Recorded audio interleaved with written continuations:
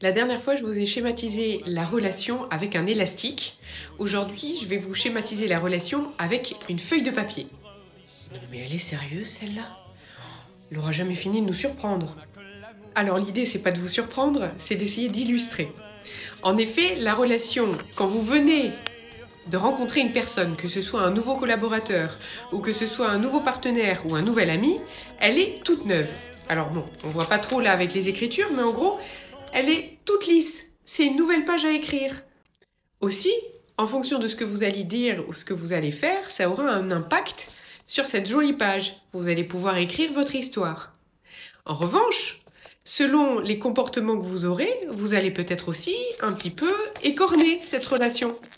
Quand vous utilisez parfois des termes qui sont pas forcément très bienveillants ou qui sont choisis avec indélicatesse, ou quand on exprime des choses dans la relation qu'on aimerait s'adresser à soi, avec colère ou ressentiment, progressivement, on abîme un peu la relation.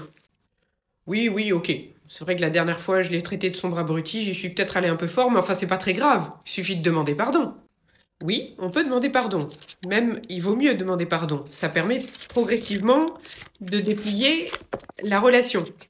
Pour autant, vous êtes d'accord que jamais la relation ne deviendra aussi plate que la feuille l'était au départ. Ah oui, en effet, c'est un peu dommage, mais du coup, qu'est-ce qu'on fait? Généralement, moi je froisse la feuille de papier et puis je la jette, j'en prends une autre. C'est intéressant, vous pouvez faire ça, froisser plein de feuilles et puis recommencer de zéro sur de nouvelles relations. Pour autant, si vous ne travaillez pas sur vos schémas et sur votre manière de vous exprimer, à un moment, vous allez y laisser un sacré paquet de papier. Je vous invite donc, pour ceux qui le souhaitent, à améliorer la qualité de vos relations en passant par une meilleure connaissance de vous-même. Et d'ici là, je vous souhaite une excellente journée.